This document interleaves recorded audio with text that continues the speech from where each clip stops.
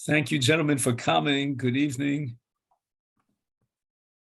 And if you have the Tosfos here on Daf Samach Ches Amud Beis in Masechet Sanhedrin, then in Mirz Hashem, we want to make some progress in our study of this Tosfos. I want to dedicate this shir in memory of my mother-in-law who just passed away on Shabbos, Dvorah Chana Bas Binyamin, and my wife and her two siblings are sitting shiva just a few feet away from us.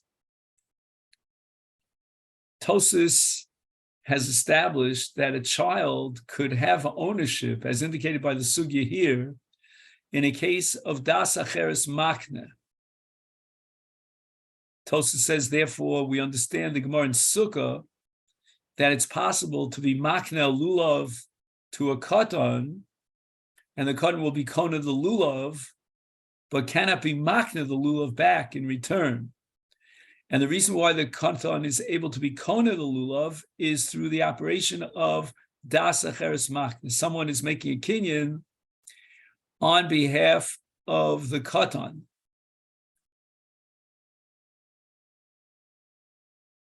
We spoke about the source in Shas for das acheres makne in the Gemara Bab Metzia Yud Aleph Amud Beis with regard to a chotzer, which requires omed b'tzad sadeu, and in a case where the chotzer does not have omed b'tzad sadeu, then das acheres makne, according to Rav Papa, and no one seems to debate against Rav Papa, would allow you to be kona through your chotzer in a case of mecher or mechira. So somebody is selling you an object or giving you a gift, and he puts the object into your chotzer, and he is the das makne, and through his das, the chotzer can be kona even without omed b'tzad sadeu. And we try to figure out why and how a chotzer without omed b'tzad sadeu could be kona through das acheres makne. We offered two possibilities. One possibility was that the chotzer in and of itself is not capable of holding on to an object on behalf of the owner of the chotzer, what we call the tfisa in the object, if it's not omed b'tzad sadeu. If the object is accessible to anyone, the chotzer is hefker, it's open, and the owner of the chotzer is nowhere to be found, he's on the other side of the world, then the chotzer cannot grab on to the object on behalf of the owner of the chotzer. But das acheres makne means that when Reuven puts the object into Shimon's chotzer, even though Shimon is far, far away, but nevertheless, Reuven, since he puts the object in the chotzer of Shimon for the express purpose of Shimon acquiring ownership of it to the exclusion of the rest of the world, that allows the chotzer to be a chotzer hatofeses, to grab on, so to speak, to the object on behalf of the owner of the chotzer, despite the fact that he is remote, because of the makne, who is, so to speak, hovering over the object, not literally, but figuratively, and guarding the object simply for the purpose of, let's call him Shimon, the owner of the chotzer. And this is the way that Rabbeinu Peretz in the Shita Mekubetzes and Bab Metzia Yud Aleph Amud Beis seems to interpret das acheres makne. It transforms the chotzer she'ena mishtameres into a chotzer mishtameres, offering a kind of a shmira on behalf of the Baal HaChotzer, even in his absence. And that's the das acheres makne. We pointed out that if that be the case, how could it be possible that Rav Papa's statement in Bab Metzia regarding das acheres makne and a chotzer she'ena mishtameres could have any bearing and could be in any sense analogous to the case of our Tosfos, where das acheres machne is to be machne to a Katan. The Katan is not a chotzer sheina mishtameres. We're not dealing with the laws of a chotzer to transform a chotzer into a chotzer mishtameres. That's not the subject of our discussion here. But rather the question is, can a Katan have a shliach, in which case the das acheres machne could be Zoche on behalf of the Katan as if the machne was the shliach of the Katan? That's a very questionable premise, or shall we say, in the world of halacha and kinyonim, that would be very, very difficult to prove and to establish that in any sense the Katan could now have a shliach who's operating on his behalf through das acheres machne when a Katan is mufka from shlichus. So that to be zoch on behalf of a Katan, you would certainly need more of a proof that das acheres machne is operative and validates the kinyan on behalf of the Katan than simply quoting Rav Papa and Bab Metzia the way Rabbeinu Peretz understood Rav Papa and Bab Metzia, namely that the das acheres is protecting, so to speak, the object that he's being machne in the chotzer on behalf of the Baal HaChotzer, making the chotzer into chotzer mishtameres. That doesn't tell me anything about how a Katan could be Zoche and set up his own possession and ownership on a Doraisa level through das acheres machne. And therefore, we suggested a different explanation of Rav Papa in Bab Metzia, an alternative possibility that could help us here understand our Tosfos, and that is that das acheres machne in Rav Papa, in the case of a chotzer, operates in a totally different way. How does it operate? It removes and replaces the need for a das kone. The Katan is a la bar das, and in that sense, we have an analogy to the case of a chotzer. Because in the case of a chotzer, the reason why we need mishtameres and the requirement of omed b'tzad sadeu is to set up a das kone. And in the absence of a das kone, the chotzer cannot be kone. Now, you might have argued that let's assume that if he was omed b'tzad sadeu, he could supply the das kone. And he, so to speak, don't take me literally, but metaphorically, standing and cheering on the side of his chotzer and saying, wow, I'm so excited that my chotzer is being kone for me. This is a great merit, a great schus in Dini Momenos, and therefore he supplies his das kone. So we have the das machne together with the das kone, and that could operate in the case of a chotzer, which is omed b'tzad sadeu. The chiddush of Rav Papa is that you don't need omed b'tzad sadeu, and in fact, let's go a step further, you don't even need das kone. Then in Hilchas Kinyonim, and this is a revolution of sorts, the das machne is sufficient and replaces the need for a das kone. And that would be a perfect match for our Tosfos here in Sanhedrin regarding a Katan. Tosfos was baffled, how could a Katan acquire ownership? After all, he's a la bar das. He's not capable of receiving ownership through das kone. And Tosfos answers by invoking the principle of das acheres machne. And now we begin to understand how das acheres machne in Rav Papa's frame of reference above Metzia is extremely relevant to the case of a Katan. Because just like in the case of das acheres machne in Rav Papa, with regard to a chotzer, when it was ein habalim omed b'tzad sadeu, and therefore we needed das kone, and yet das machne somehow magically replaces the need for das kone. If that be the case, then a Katan can be kone through das acheres machne, because das acheres machne, as we said before, replaces the need for das kone.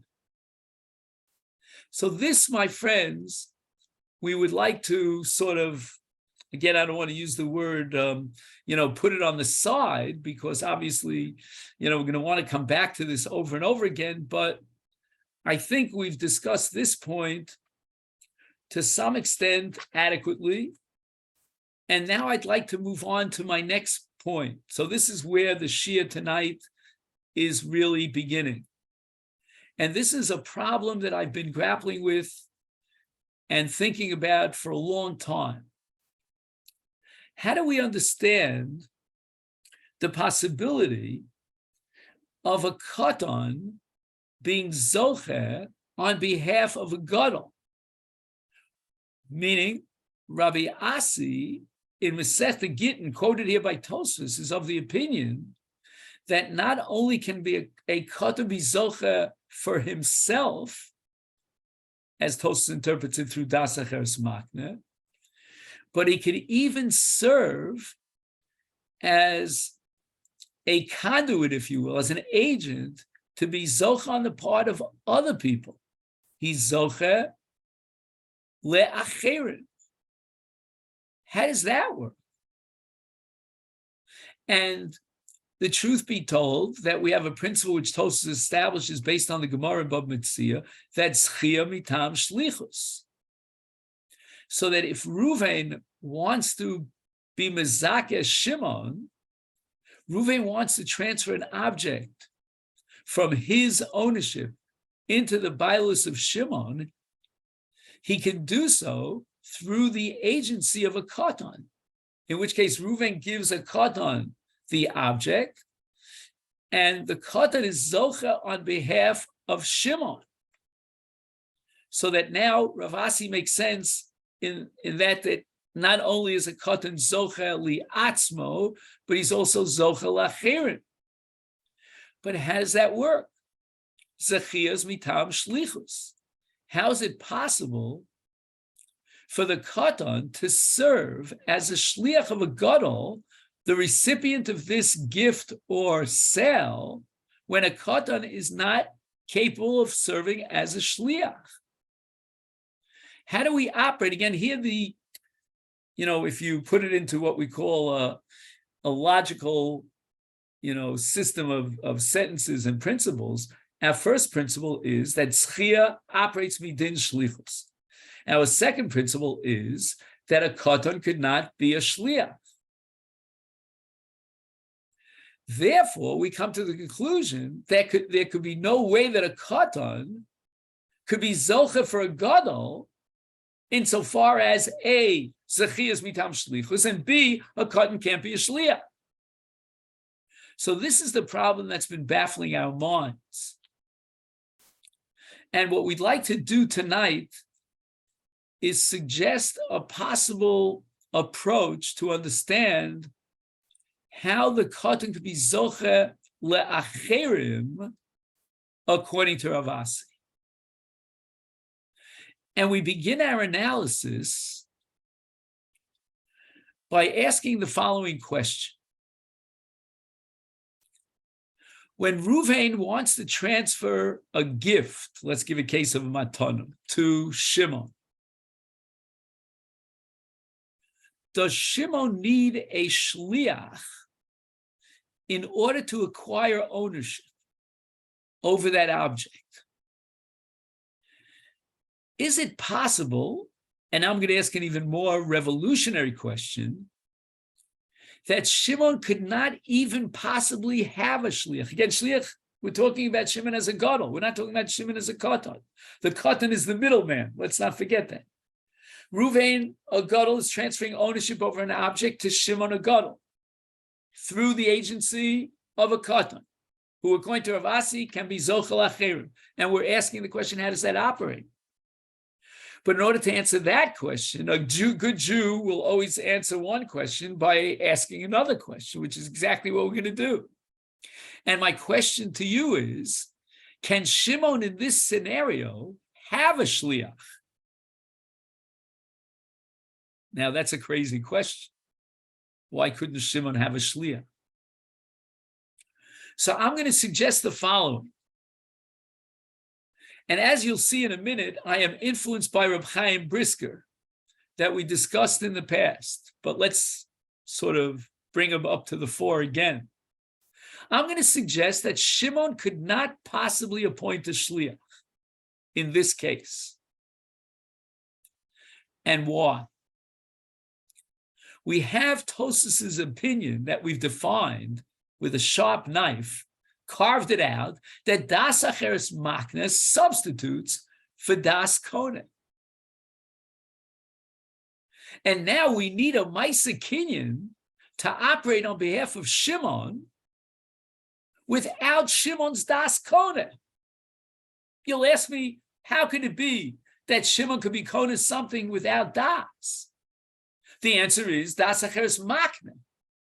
That we have the das of Reuven that replaces the need for the das of Shimon, who is receiving this gift. But what do we need? We need a Masechet. We need someone to step up and represent Shimon, so to speak, and make a kinyan on behalf of Shimon. And we're going to try to argue that that agent who is effectuating a Masechet on behalf of Shimon could be a Katan. And therefore a Katan could be Zoche LeAcherim. But our explanation is going to be predicated on the following assumption. And that is that Shimon does not have the capacity within the world of halacha to create a shliach. Why not? Because Shimon has no das kone. Why doesn't Shimon have das kone? Because we just finished establishing that das makne replaces the das kone. So we completely cut out the das kone. All we need is a Masechet. To set up a Masechet, Shimon, who's receiving this gift, would have to either himself extend his arms, metaphorically, to receive the gift, and that's a Masechet, or he could appoint someone else. But he can't appoint anyone else because there's no shlichus if there's no das kone. Now let's try to understand, why is there no shlichus if there's no das kone? If Shimon wants to acquire this gift and he needs a Masechet, then why can't he appoint a shliach for the Masechet? And here's where we introduce Reb Chaim. Reb Chaim in Hilchos Yibum v'Chalitza says the following. There's a concept called das bailen. Reb Chaim builds himself on Tosas and Masechet Ksubis, on Daf Ayin Daled Amud Beis. The Gemara establishes in Ksubis, and Tosas tries to make sense out of the Gemara, that kol milsa de lesa b'shlichus lesa b'tanai. If you cannot appoint a shliach to effectuate this chalos, then you cannot put a t'nai in the chalos. And the Gemara's example is chalitza. The yavam, within the context of chalitza, could not appoint a shliach. There's no shlichus in chalitza. The chalitza has to be done directly to gufo shel yavam. No one else can replace the yavam. So the yavam, for purpose of chalitza, could appoint 1 million people, and not one of them could serve as a representative of the yavam for the implementation of chalitza. Not one of them. And therefore, when the yavam wants to put a t'nai and insist that this chalitza will only be valid, only be chal, if you pay me 200 zuz, that t'nai is batel, is completely null and void. Why? Says the Gemara, because the yavam cannot appoint a shliach for chalitza. What in the world is the Gemara talking about here? What is the connection between shlichus and t'nai? And Tosas in Ksubis makes a valiant effort to explain the underlying connection between shlichus and t'nai. And to quote the very short words of Tosfos, Tosfos is very terse. He writes, "Ivim tomar mas var yeshkan v'yesh lomer dahainu taimo dahol v'maisa kol kach biyado sheyachol l'kaimo al yedei shliach svarahu shekmochein biyado lashvuya beitnai aval chalitza she'ein biyado l'kaimo al yedei shliach lo havi biyado nami lemirbe beitnai." In a word, Tosfos coins a phrase biyado. And Tosfos says if the Maisa is biyado, then for sure he could set up a Tanai. But what is my measuring rod? How do I gauge? What is the litmus test to decide whether or not on this Maisa it's biyado such that now we can create a Tanai? Says Tosfos, we gauge it by the answer to the following question: can he create a shliach? If he can create a shliach, then it's biyado. And if it's biyado, then he can create a tanai. But if he cannot send a shliach, then it's not biyado. The maisa is not biyado. And therefore he cannot create a tanai. So Reb Chaim tries to embellish this Tosfos. What does it mean? What is this concept of biyado? And why do we gauge biyado by shlichus? And therefore tanai falls into this, falls in line. If there is a biyado for shlichus, then there's biyado for tanai, and milsa the lesser the shlichus, lesser the tanai. If he doesn't have biyado to create a shliach, then therefore he doesn't have biyado to create a tanai. Says Reb Chaim, substituting a terminology for the word biyado, he calls it bailus. What does that mean, bailus? In Reb Chaim's frame of reference, in the creative world of Reb Chaim, almost like a rabbit out of the hat in terms of the history of understanding the Torah and the halacha, Reb Chaim asks the following question. The person who does the maisa, does he create the chalos? Is the chalos in his hands? Who remembers, again, I'm dating myself, there used to be an insurance company called Allstate. Who remembers that? You're in good hands in Allstate. You remember this? So the question is this maisa in your hands? Are you the bailim over the maisa? You're creating the entire chalos, from soup to nuts, from A to Z. Or, here's the other possibility, no, you're not the bailim. You do the maisa. You implement the action, and the chalos is created me'elov by the Torah itself. And Reb Chaim sets up a scorecard, so to speak, a division, a flowchart, if you will. There are those maisim that are created by bailus. That means that the bailim does the maisa and creates the chalos. He's in the driver's seat. There are other maisim where the Bala Maisa is just that. He's the Bala Maisa, but he's not the Bailim. He doesn't create the Chalos. The Chalos is Chal because the Torah decides that the Chalos is Chal. Gittin and Kedushin, for example, says Reb Chaim, would be classic examples of Bailus. A man marries a woman, he is the Bailim. It's in his hands to create the Chalos Ishus. Or, flip side, Gerushin, to break up and be mafkia the kinyan ishus. You want to know how I can prove to you that in Gittin and Kedushin there's bailus? Shliach is my proof. If you can appoint a shliach, that indicates that you're the bailim. You can take your bailus and hand it over, transfer it over to the hands of a shliach. If you're not the bailim, if you're just doing the maisa, that's all the Torah is adding, you're a robotic maisa, then you don't have the ability to send a shliach. It's not your bailus to create a shliach. And here's where Reb Chaim introduces the difference, if you recall, that we spoke about a few weeks ago between das and kavana. Das means the das to create the maisa and create the chalos that flows from the maisa. Kavana means just have in mind that you're doing the maisa for whatever purpose you have to do it. The Torah takes over the rest. You're not the Bailim.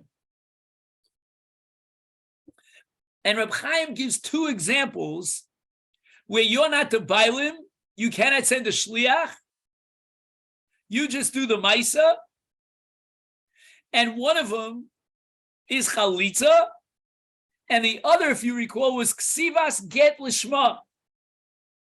And Reb Chaim proves that even a Katan is, again, theoretically, capable of Chalitza. There are technical issues. For example, a Cheresh. Technical issues. Even though a Cheresh, like a Shot and a Katan, has no das. So how could a Cheresh implement Chalitza? The Gemara says, no, we have a problem. He's a Lav Bar Kriya because a Cheresh is mute. But if not for Lav Bar Kriya, then a Cheresh would be a Cholitz, even though he doesn't have das. Says Reb Chaim, Chalitza does not require das because you're not the Bailim over the Chalos. And therefore, you could never send a Shliach for Chalitza. And if that be the case, you can't make a Tanai in Chalitza as well, because called Milsa, the less of a Shlichus, less of a Tanai means that if it's less of a Shlichus, it's because you're not a Bailim over the Chalos. And if you're not a Bailim over the Chalos, and it's not Midatcha, then number one, you can't make a Shliach, and number two, you cannot make a Tanai. Now, given Reb Chaim, again, and I just want to reiterate for the 50th time, we've discussed this until it's beating a dead horse here, but the Katan is capable of writing a get. Lishma. All right, for technical reasons, we're going to require Gadol Omed Al Gabo. But fundamentally, the Katan generates Lishma. How? Because he has Kavana. He does the Maisa Ksiva with Kavana for the purpose of making a get for Ruvain and Leah. And the rest is in the hands of the Torah itself. And now, let's begin to ask the following question. When Ruvain is makna lomazogana matana to Shimon, is Shimon midaito through das bailim creating that chalos kinyan? We just finished saying that das acheres makna means that the das acheres of the makna replaces the das of the kona. So the das of the kona is no longer part of the picture. It's no longer an essential component. If that be the case, then given Reb Chaim's framework and his operation, his apprendis vivendi, according to Reb Chaim, the Kona Shimon could not create a shliach. We have just, Rabbosai, undermined the entire parsha called Zachin li Adam Shalo B'fanav, which the Gemara in Kedushin in the second parak derives from Nasi Echad L'Shevet, etc., that each one of the Nesiim was Zoche in a portion in Eretz Yisrael on behalf of his constituency, and his Zachin li Adam Shalo B'fanav. Again, the Gemara's cash is over there. He wanted a har and he got a bika and so forth and so on. But fundamentally, this is Zachin li Adam Shalo B'fanav. Now, if we're saying that Zachin li Adam is das makne, and if we have das makne, we don't need das kona, then according to Reb Chaim's definition, in the absence of das on the part of the kona, because there's no requirement of das, because we have das makne, and we don't need das kona, then the kona cannot set up a shliach. So how does Chia operate? We have a problem over here. We have what I call shnei ksuma machishim zedze. On the one hand, we have a kasav that says Zoche li Adam Shelo B'fanav. On the other hand, we say that the makabel, the recipient, we'll call him Shimon, has no das because we have das acheres makna. And if we have no das, he can't have a shliach. And now we're telling you that Zoche li Adam Shelo B'fanav works through shlichus, but he can't have a shliach because das acheres makna replaces das kona. And if there's no das kona, then there's no shlichus, my friends.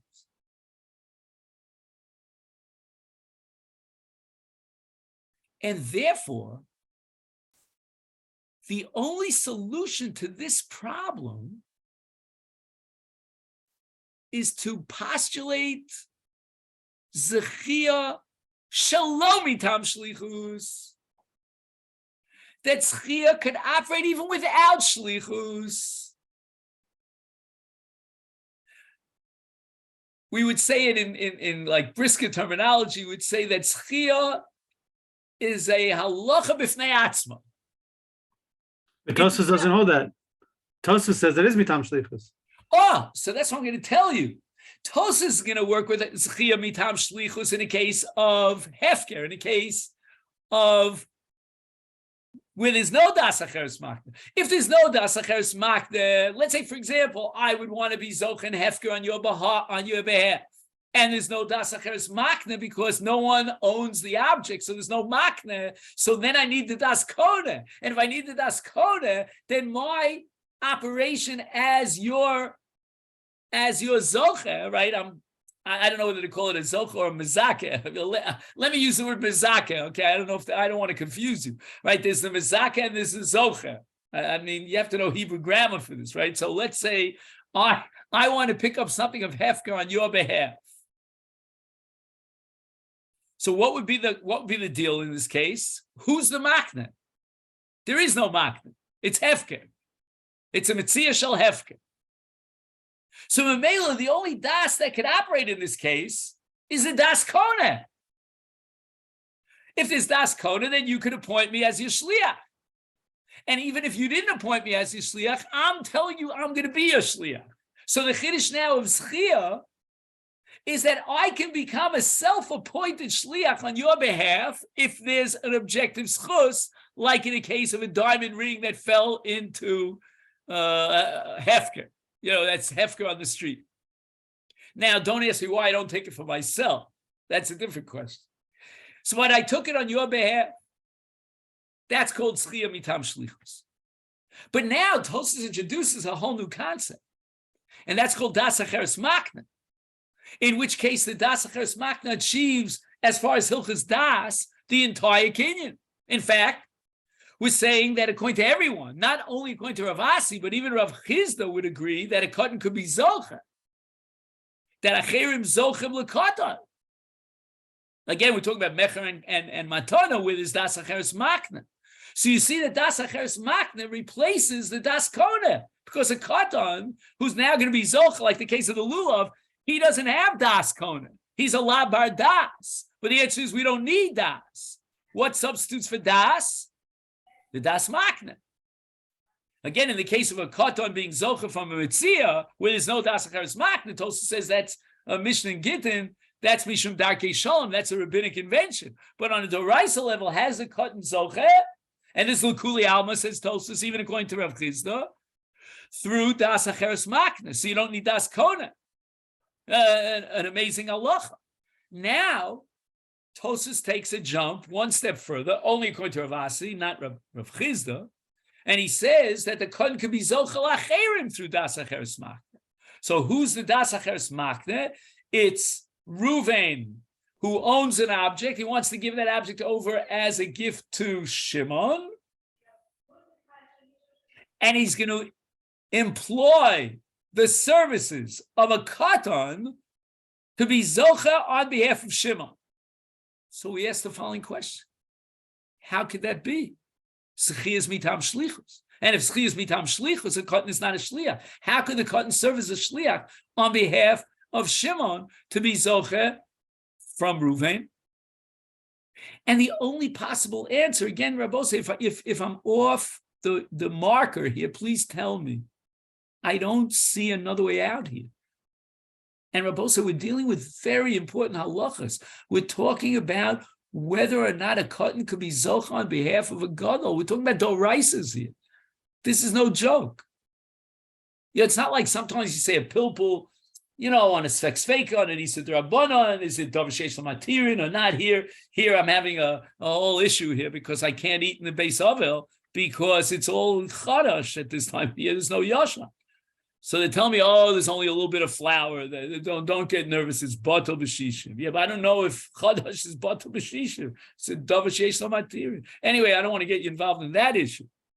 But be that as it may, what we're talking about here is a doraisa, where the Katan is being zoch on behalf of the gadol. But schiyas mitam shlichus, as David yells and screams here. I can almost hear you 6,000 miles away screaming and yelling. I'm just lucky you're not throwing any peiros of shvius at me.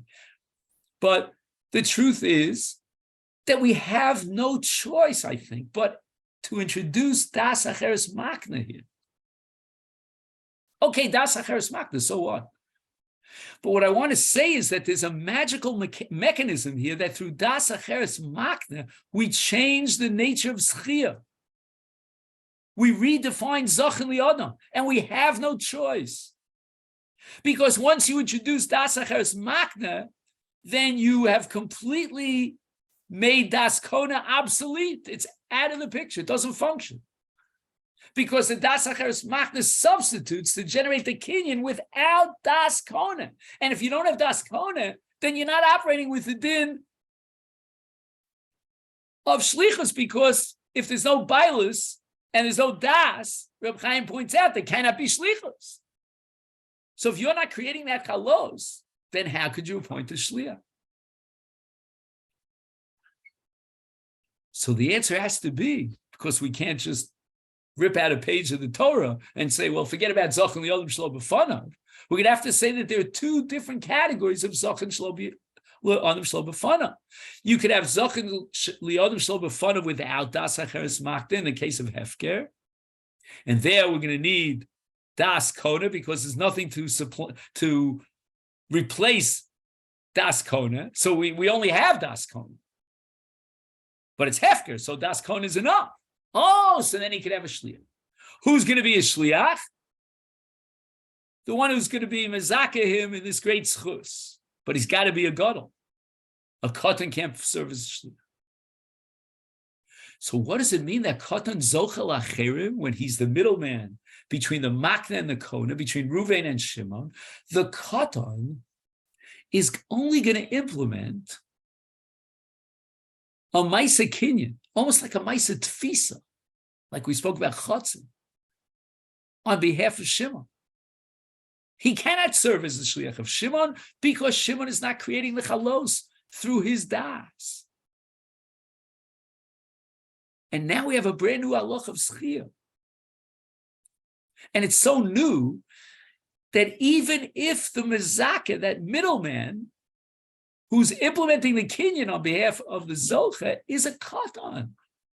And that's Rav Asi, who says Katan Zoche LeAcherim Doraisa. And he proves it from a Mishnah regarding Ma'aser Sheni and Pidyon Ma'aser Sheni, which is another sugya that we have to take under advisement. But before we get to that, just to wrap things up here, we are postulating that if a Katan could be Zoche LeAcherim Doraisa, according to Rav Asi, it's got to be based on Schia as a brand new parsha that operates with its own mechanics and sings and dances to its own tune. It is not shlichus, it's impossible. It is impossible. I can't overemphasize that enough.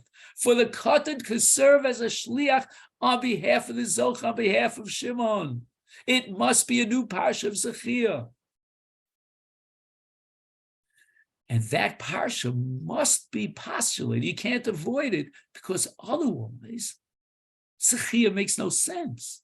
If you don't have this new parsha of Zechia, if you're only operating within the framework of the old parsha of Zechia, then how could there be Zechia mitam shlichus on behalf of Shimon when Shimon's das is not even a requirement? We don't even have a halach of das kona to generate the kinyan. We have a halach of das acheres makna to generate the kinyan. So how could Zechia work midin shlichus? You have no choice but to postulate a brand new parsha of Zechia, where the Torah says, you know what? Let somebody be zocha on your behalf to implement the kinyan for you. The Maisa kinyan is done by someone else. And the makna gives over to that someone else the object for the purpose of a Maisa kinyan on behalf of the zocha, on behalf of Shimon. But that middleman is not operating as a shliach. He could not be a shliach because the Zoche doesn't have das, because it's das acheres makna. And if there's no das konen, then he's not a bailim to create a shliach. And if he's not a bailam to create a shliach, then the zechia here must be operating under a new rubric, a new mechanism, a new category of zechia b'fnei atz.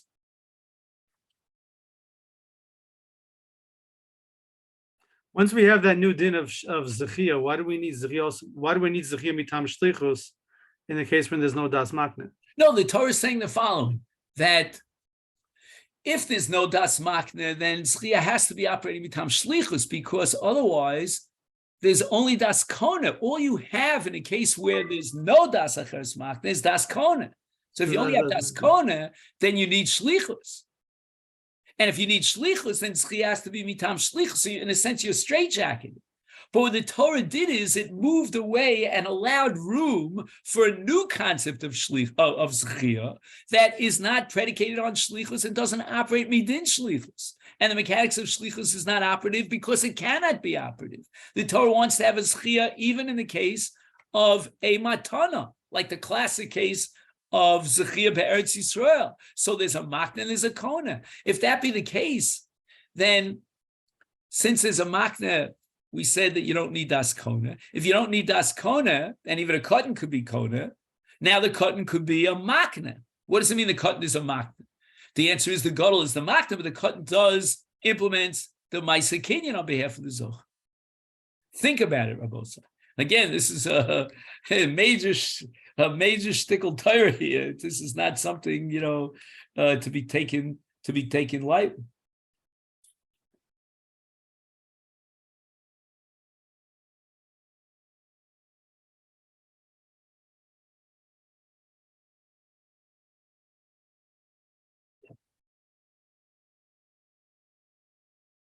Now, Rabosai, have we discussed in the past?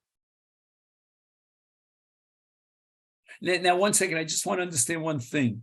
Gentlemen, you're at home. You're not in the basement, am I right? So I don't want to mess you up on Ma'ariv. Ma'ariv is a problem because you have to go to an 8. No, you're already covered for Ma'ariv? So I have another 15 minutes? There are a lot of different minyanim. Okay. I'm covered. There's a minyan at 9:30 also. Okay, so if I have another 15 minutes, I want to look, the Tosfos has 3 levels. Like it's got the thin lines, the middle-sized lines, and then, it's like Goldilocks and so, and the wide lines on the bottom, right? So if you look at the middle-sized lines, like let's say 2 lines before the end of the middle-sized lines, Tosfos is bothered by the following question.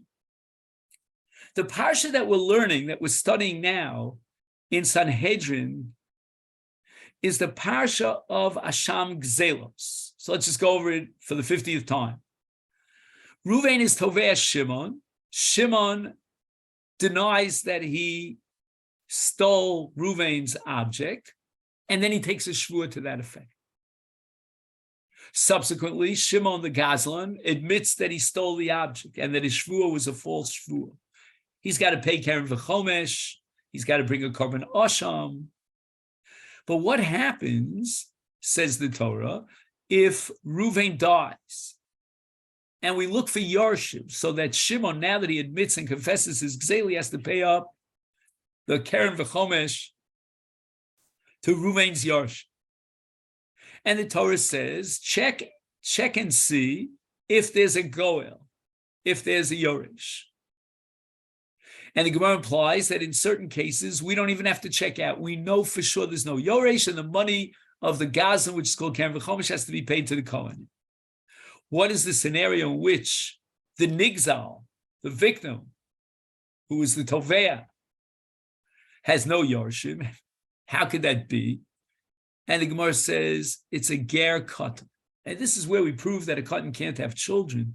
So that if a man is a ger, and let's say he doesn't have a wife to inherit him, he doesn't have children to inherit him because he's a katan. And again, ger katan is the next part of our Tosfos. We're not ready for that. How could you have a ger katan? But the Gemara establishes in that case, then ish, the Torah says ish, you have to check out whether he has a yoresh. But if this ger is not an ish, he's a katan, you don't even have to bother checking out if he's a yoresh, just simply send the bill to be paid and delivered to the Kohen.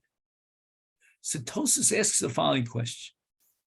The entire discussion in this sugya assumes that this Katan was a victim of Gzela and that the Gazlan took a shvuah denying that he stole it until later he admits. Now, a shvuah requires what's called a tviyah, or otherwise known as a taina. So Ruvain tainas to Shimon, you owe me money. Shimon denies the claim. Shimon has to take the shvuah. For example, Modav Miktsas. Ruvain says you owe me 100. Shimon says I paid you back 50. I only owe you 50. And Shimon has to take a shvuah Modav Miktsas. Frek Tosfos, we have a principle established by the Sugya Baba Basra that ein nishbain al tainas katan, which means basically that a katan doesn't have a taina al pidin to generate a shvuah. How could it be, therefore, that the child was a victim of Gzela, the Gazlan denied it with a shvuah? Why did the Gazlan take the shvuah? Where was the chiyuv shvuah?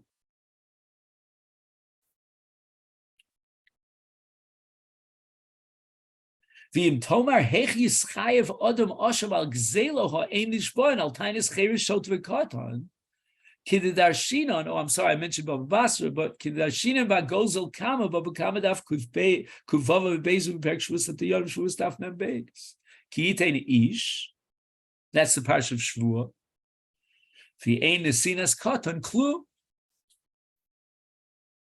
Now, in his second answer, Tosfos kind of skirts the entire issue, and he says, "Inami bekofetz v'nishma." The Gazlan took the shvuah on his own initiative. No one demanded that shvuah. No one could demand that shvuah, because a katan cannot demand and be mechayev shvuah. Again, we have to see that second teretz in a broader light. Is there such a thing as a parsha of Hasham Gzelos in a case where a person voluntarily offered a shvuah and there was no taina to be mechayev the shvuah, and later on he admits that he perjured himself in the shvuah. But leave that on the side. Tosfos in his first answer says the following. V'yesh lomar dahani mili. When does that principle apply? That ein nishbain al tainis cherishot v'katan. B'tainis kfira v'hodah. Kfira v'hodah means modeh b'miktzas. He was kofer b'miktzas and he was modeh b'miktzas.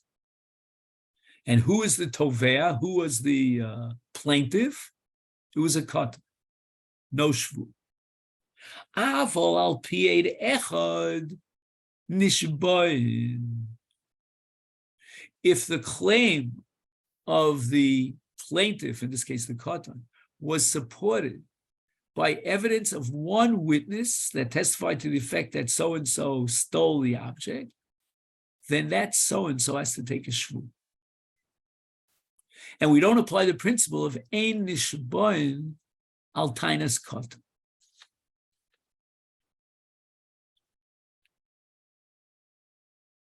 So we have two questions to raise on this toast. First of all, if ein nishbain al tainas katan, what difference does it make whether it's an eidech or a no eidech? Ein nishbain al tainas katan. This is a taina of a katan. Katan is claiming I was a victim of burglary. And second question is, if for some reason you can justify that if the aid testifies on behalf of the katan, then the shvuah picks up its own inertia, its own energy, and forget about the katan, then why not say the same thing in Modav Miktsas? After all, you admitted that you owe him 50. There's something a little fishy here, right? The Gemara, if you remember at the beginning, Momitzia calls it ishtamuti kamishtamet and so forth. We think that, there's some serious nature to this claim. And therefore, the Torah wants you to take a shvuah on the other 50 that you deny. Why can't that apply to a katan as well? And if it can't apply to a katan, what good is eidech?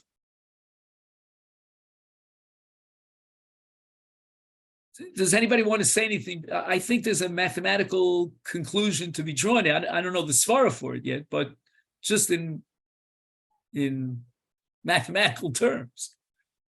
Shvua Seid Echad is responding to the aid, whereas the Moed B'Miktzah is responding to the Tovea. To the time. Excellent. Thank you so much. You gave me a chance to drink a little water here. What's Machayev the Shvua? Is it the Taina or the Eid Echad? One possibility is to say that the Eid Echad is supporting the Taina and ultimately upgrades the Taina to a status of a Taina Chashuva, which generates a Shvua. The other way of saying it is that no, it's not that the Eid Echad is serving the Taina and building up the Taina, but that the Eid Echad himself has the Nemanus to be Mechayev Shvua. And independent of the Taina, for example, in the case of a Katan, the Eid Echad is Mechayev Shvua. Now we have to go one step further. Masha Ein came by conscious in the case of Moed B'Miktzas, it's the Taina that generates the Shvua. It's not some sort of circumstantial evidence or chashash, well, he admitted to 50% and so forth and so on. Then it's the fact that he admitted that gives strength to the Taina. And now the Taina becomes upgraded to the status of a Taina Chashuva. But ultimately in Moed B'Miktzah Taina, the Chiv Shvua emanates from the Taina. And the nafkamina between these two definitions is going to be Katan. If we're going to come to the conclusion that Eid Echad is Mechayev Shvua, regardless of the Taina, the Eid Echad himself is Mechayev Shvua. And I want to point out to you later on, maybe not tonight, but the Rambam holds that even without a Taina, you might have a Shvua Eid Echad. The Eid Echad himself requires Hakchasha b'Shvua. But in Moed B'Miktzah, and that could operate even if the Taina is a Taina's Katan. That's the first answer of Tosfos here to explain the entire parsha of a Katan and an Asham Gzelos for a Shvua that was taken, and he perjured himself in the Shvua. But in the case of Moed B'Miktzah Taina, that's not the nature of the Shvua. The Shvua is a Shvua's Taina. The Taina itself will generate the Shvua. But not so in the case of a Taina's Katan, because Ein Nishbain al Taina's Katan. And this, my friends, I think is the underlying lumdus here to justify Tosfos's conclusion here that the entire parsha of Asham Gzelos in a case of a Katan is Eid Echad. Not a case where of Moed B'Miktzah where the Nitba, what do we call him in English? The defendant admitted to half the claim. And therefore he has to take a shvur. No. If the Katan is the one who is the plaintiff that sues the defendant, then there will not be a shvuas Moed B'Miktzah. But the parsha of Asham Gzelos in a shvur case, that's a case of Eid Echad, because the Eid Echad in and of himself will generate a shvur. I don't need the taina of the Katan. It's not that the Eid Echad is supporting the taina of the Katan, but rather the Eid Echad generates the shvur, and the shvur has to be taken to be machish the Eid Echad. So that would apply even if the Tovea, in this case, is a Katan.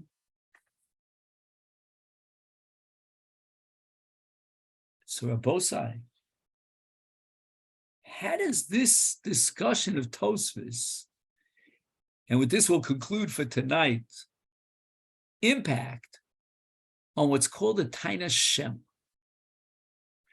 I say that you owed me, you borrowed from me 100, and you say, I paid you back. And I say, I don't remember. Did you pay me back, or did you not pay me back? Taina Shema cannot generate a shvur. But now, an Eid Echad testifies that you did not pay him back. And we have a gigantic machlokas rishonim as to whether or not there will be a shvur in this case. How can an Eid Echad testify that he didn't pay back? He was with him for the last 24 hours. Lo zozo mitachas yadi. He never dug his hand into his pocket and paid him back. And now the guy saying, but I did pay him back. Hours. And this aid is a no good liar. Take a shvur. or no? If the Shvuas Eid Echad is because the Eid Echad is supporting what? The Taina of the Tovea, Ein Ishban al Taina Shema.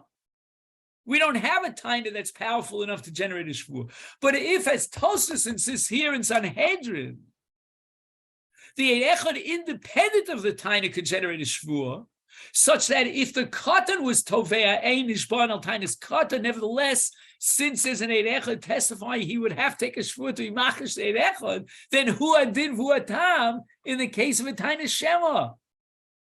Which means that in this gigantic machlokes, as we'll soon see in Ritz Hashem, which the bombs are flying in all directions, would there be a Shvuas Eid Echad in a case of a Taina Shema? We can now commit Tosfos to the position that there would be a Shvuas Eid Echad in a case of a Taina Shema, because a Taina Shema is no better or worse than a Taina of a Katan. And in both cases, the Taina cannot generate a Shvuah. And yet, Tosfos for one is saying that the Eid Echad will generate the Shvuah. If that be the case, then even in Taina Shema, we should come to the conclusion that the Eid Echad would generate a Chiyuv Shvuah.